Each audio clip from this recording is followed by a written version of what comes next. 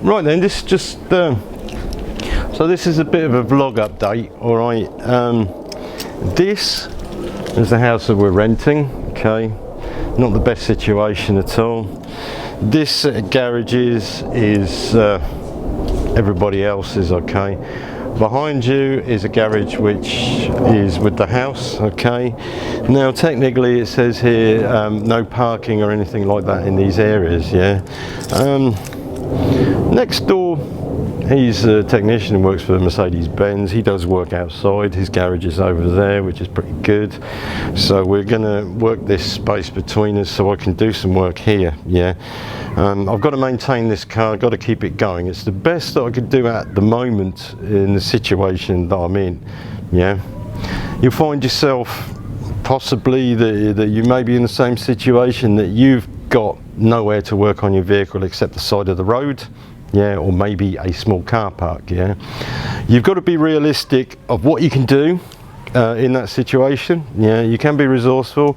HGV technicians are always resourceful. We'll get around anything anytime, because we have to do repairs on the side of the road all times of the day and night, get things going. Yeah, so we'll see what we can do in this series. I'm calling this Back to Basics because that's all it will be, is just basic stuff. But you'll be surprised how much stuff that is basic that you need to remember, okay, for just keeping going. Okay, so we have a Euro box here, a Citroen people call them, don't they, or Citroen, yeah, C3, and it's nothing special. It's nothing special at all, but it's got wheels, it's got an engine. Okay, and all vehicle systems are near enough the same now anyway. Yeah, even the bigger vans are all McPherson struts now, so you know. Anyway, let's carry on with the video. I've got some tips for you now. A couple of things that I carry in this vehicle. It's a little bit of a tip for you guys and girls. Okay, fuses, you should always check which fuses you've got in your vehicle, because yeah, there are quite a few different types. This one has micro and maxi fuses. These maxi fuses are like this, yeah, and the micro ones are smaller. All right, so I've got a whole box of these. Yeah, I think you can buy these on eBay, this sort of pack for what, a tenner, I don't know. I got this through Work Supplier. Yeah. The other thing is, with light bulbs especially, you can buy all sorts of silly kits, yeah, and some are good, some are not. This vehicle uses this type of bayonet type of fittings. Okay, this indicator one especially is offset. Okay, it takes this as a headlight bulb, which I think is an H7. Yeah, that's an H7, usually marked on there, you can see that. Yeah, you should check what fittings you have. This Mazda one here, just looking at the indicators, you can see they're actually like a peanut type of or a capless type of fitting. Yeah, it's quite a surprise actually. You don't know until you have to change a bulb, and suddenly you realise that you might not have the kit that you think you should have. So worth keeping that in mind. It's one of those things, it's back to basics. It's a very, very simple thing. Yeah, light bulbs, they can be a bitch, especially in this type of vehicle. The indicator bulb, you've got to take the lamp out, the whole lamp out, to get to it. Yeah, so anyway, that's tip number one. Tip number two. Okay, now I went to a shout out where the ignition barrel was screwed up, and we had to replace that along with the keys and the transponder in the key. Yeah, what happened is the driver had a huge amount of weight on his keyring, and it was jiggling this all the time. Yeah, this will eventually wear this key out. Okay, so what I do, I've got a clip on here, okay, and I take my other keys off. Okay, take my other keys off so it's a lot lighter.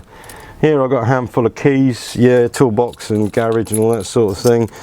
This is much lighter. You can see this is actually quite worn already. Yeah, I don't want this to fail because this is a pain in the backside to change. Yeah, you know, one of the daftest things about having loads of keys on your keyring as well is the fact that you scratch the paintwork. Yeah, okay, when you're doing things like that, I generally have them all in my hand and then do this sort of thing. Yeah, Alright, some people are not so thoughtful. What they do is this, and then as they turn the key they scratch the paintwork.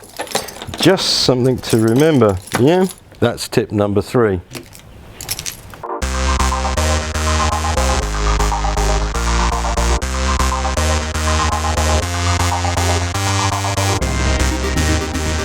Okay guys and girls, how you doing? In a new place now, and I've done my first week's work. Very interesting. This is going to be different from what I've been doing before. A variety of vehicles, mainly MAN trucks, MAN TGE vans. This is going to be quite an interesting one. And I've only done one trailer this week, which was just knock it out, get rid of it quickly, because I'm not interested in doing those anymore. Yeah, so this is my emergency cigarette lighter. Yeah, I've lost mine, so I'll have to use this one, Rothenberger. Expensive habit, and I am a bit ashamed really that I smoke, but the smoking in the vehicle makes it smell. Got one of these, which is a super powerful smelly thing to stop it smelling of cigarettes, because my mother did notice today how stinky it was. I mean, smokers, they don't notice how much they stink, do they? So anyway, let's start today by talking about fuel economy. Yeah, probably one of the most important things that we've got to consider now. It's not just about being environmental, but it's also fuel costs. I don't know if you remember when fuel was under £1. It went up and shot up to like 1.36, and it dropped back down again, and it's now creeping back up there. Yeah, so at the moment I am commuting to work, and then I'm driving back to Kings Lynn. All right, that's how I'm doing from where I'm at now. Going back at the weekends, that's 26 miles there, 26 miles back. Okay, you know, 55 miles, yeah, extra to my commuting. And I've worked out the fuel economy rather than litres, or miles to litres. What I've done is work out my weekly trip. Okay, so it's something that I'll do regularly. Yeah, so it works out about £18 on this vehicle. This is a 1400 diesel, and the economy's pretty good. Yeah, it cost me £18.90 to fill up today, and that's 230 miles, say, to fill up. And it's not the best situation, because I'm paying £80 a month in fuel alone just to go backwards and forwards. Yeah, I'd rather pay as little as possible. Not always the case. Yeah, so I calculated how much I'm going to use, and I'm looking for ways of actually bringing the economy up on my vehicle, so I'm doing more miles per gallon. Yeah, okay. One thing is an obvious, is tyre pressures and driving style. Yeah, the other one, okay, is using an additive. Okay, so long time ago, when we had diesels with rotary pumps and pintle injectors, for instance, what we used to do is use Redex, yeah, which actually did make a difference. This would clean the injectors out, and then basically the engine would run better. Okay, this is what I bought today. Okay, so we're talking an extra £5. We split this into 4. Okay, so that's £1.25 per tank of fuel. Okay, so there's 40 litres in this, so you can do the maths on that. And what I'm trying to do is to see if I can drop the fuel usage. Well, what I actually noticed straight away with this stuff is the engine went quieter. Driving back here after filling up, yeah, it was a lot quieter, and it was a lot more stable. Now, even on idle, this engine tends to feel like it's got a little bit of a misfire every now and then. It runs lumpy on idle, and it's a bit uncomfortable. I know the injectors probably aren't up to par, but after I put this in and it was ticking over, that actually started to run a lot smoother. The drive back here was a lot smoother. Now, that does make a difference with your engine condition if the diesel is combusting at the right time and properly.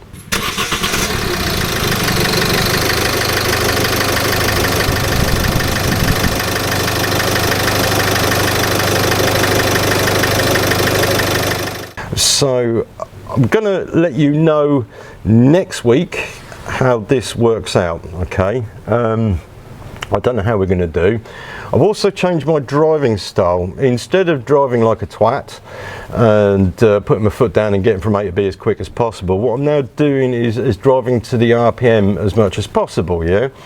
So you see here I'm driving 60 miles an hour and I'm about 2000 RPM, yeah, and this is fairly flat round here anyway. Drop down to 40 in fourth gear. The revs drop down to, well, over 1500, let's say 1700, yeah. Do 50 in fifth gear, it's the same thing. We've got the revs right down. Any speed after then, any acceleration after then, the revs go up as well, yeah. So I'm going to find the optimal speed that I can do, and what's good when you're commuting in the morning sometimes when you're stuck in traffic is they're actually running slow.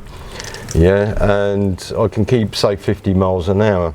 When the traffic's moving quicker, I want to be about 60 miles an hour. So this is something I've got to balance out, yeah. Okay, what I'm doing with this vehicle, and I'll tell you a little story here. When I started to use this as a commuter vehicle, I looked at the spare tyre and that was flat. I got it repaired, yeah. Done all the pressures on the vehicle. Yeah, so I'm going to not run soft at all. It does actually make a difference to your fuel economy, obviously. Yeah. Another thing I do is double the clutch as well. That's just to synchronise the gearbox a lot better. Okay, that's to reduce wear in the gearbox. It's an old car now. Yeah. One other thing which really important to consider is the cost of fuel. Now, supermarket fuel in Norwich is 136 point something or another. Come out of Norwich is 133.7 or 131 in Tesco's per litre. Go out to Swaffham, that's on the main road, that's 133 point something. Okay, I went past that earlier, but in Kings Lynn it's 127.7 per litre. So that almost justifies my journey back home to pick my mother up to take her shopping. Don't forget she's elderly, yeah. And I can fill up and then I can then plan my route from there, yeah. So this is what I'm trying to do, is get the most cost-effective way of doing things and the most efficient, yeah. This vehicle is 2002, it's a 52 plate, so it's 2002. It doesn't have a DPF on it. It has a catalytic converter, yeah, so I don't have any problems with DPFs. Now, with DPFs, people who are running, doing shopping trips and they're not getting the exhaust warm, what they'll find is that their exhaust will clog up. What the manufacturers eventually did was introduce a system where the vehicle would regen the exhaust when it felt that it needed to, which is burning the soot off. And the only way it can do that is to dump more diesel in, get it hotter, yeah. So you're actually using more fuel to regen the vehicle, yeah. Obviously, driving style with an engine, if you're doing short trips anyway, what you're finding is that the engine isn't up to operating temperature. Yeah, this means you're using more fuel, diesel or petrol. Yeah, you're also holding the moisture in the crankcase. Yeah, and that causes sludge. Yeah, if you're running, for instance, and you're doing a distance, okay, whether it's got a catalytic converter or a DPF, what you're doing is getting it up to running temperature. It forces all the moisture out of the crankcase. Okay, with a DPF, you're burning off the soot. Okay. And this does make a difference to efficiency. That means that the vehicle isn't going to have to regen, yeah. Luckily with this one, that's fine. I don't have to think about it at all. Okay, what I probably will find is the exhaust will drop off, it will rot and drop off at some point, yeah. Or the catalytic converter will get too old and it won't be efficient, yeah. At the moment it's been through an MOT, it's fine, the emissions are low, yeah.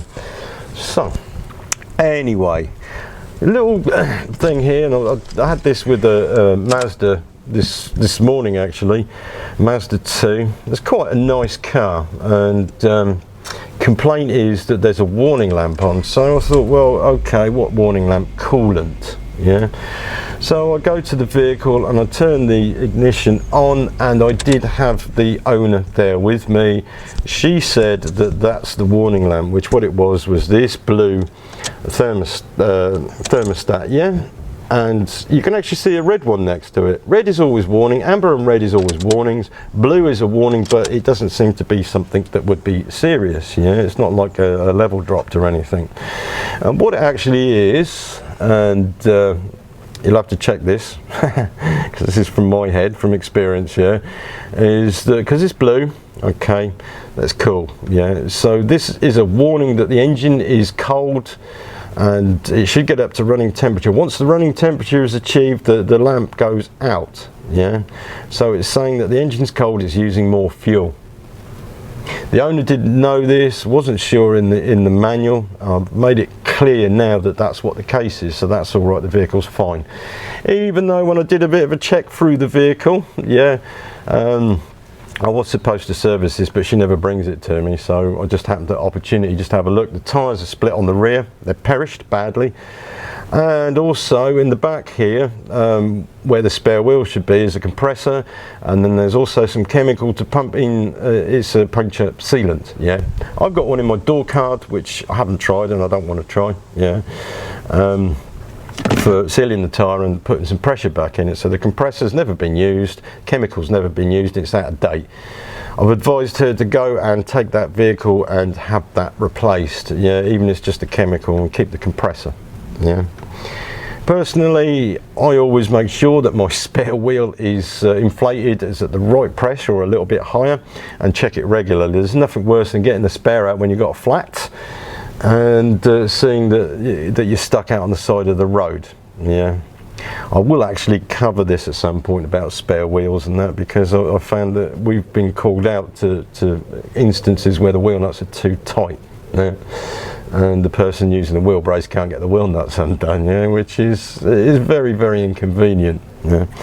So anyway, little guided tour of this vehicle. As you can see, it's a Citroen C3 and it's a shunter. It's dirty, yeah. I'm a fitter, I do dirty work. Even when I have a wash at work, I come out, my hands, there's always something, there's dirt still on me, so it's just a matter of fact. Seat cover on here, and the interior is dirty. I don't expect much of it. This is all it is. It's just a commuter go to work and back car, yeah, and it's economical, yeah. So this is a 1400 diesel. It's 8 valve. Later on they went to 16 valve. Okay, turboed with no intercooler. Yeah, you have your fuel filter here, battery here. I've written on here what the oil is, so I know what it is instead of having to recheck again. This runs on OAT type antifreeze. Okay, so that's 5-year change. There's your screen wash, yeah, so you have your fluids, dipstick here. Sometimes you find these behind the steering wheel, don't you? Think about that one. Yeah, so it's not a bad engine, this one actually. It's economical and it's reliable. You see a lot of these vehicles still running around, yeah. Issues with this is loose plastic generally. Like the filter here is loose, the screws, after changing these filters quite often, they come loose, yeah. Same with the piping, trunking here. Battery is under this cover here, doesn't matter, yeah. Air filter up here, yeah. There's a fuel primer, yep, which you will definitely need when you change the fuel filter, because that is an arse to do. You really do need to prime that quite well, yeah. Alternator down there. This is a rubber band timing belt on this. Okay, you do them after 10 years or 70,000 miles, I think they recommend, even though the manufacturer says it can go longer. Don't do it, yeah. This is actually a Duratorque engine. You'll find this in the Ford Fiesta as well, exactly the same engine, and I'm pretty sure there's I think Peugeot use it as well. Don't quote me on that, but the setup's exactly the same. It's turbo diesel, yeah, and it's actually quite nippy, yeah. And it's a high pressure pump with electro injectors, yeah, so you don't expect too much out of it. It doesn't have much power, but at least the wheels go round, and it costs less than what it would to run a Land Rover Defender, for instance, to work out back, yeah. So just as a little bit of an extra treat, this Mazda 2, okay, this is a 1300 petrol engine. It's actually quite weak. Surprisingly, it's economical, but it's not very good. It doesn't have the power that it should have. Yeah, okay, it's got a big battery as well, surprisingly, for a petrol engine, but then again, it's an urban car. So it's for ladies that like leaving accessories on or just doing short trips, yeah? Okay, it's actually quite new. It's in good condition for its age. It's a 13 plate, yeah, 2013.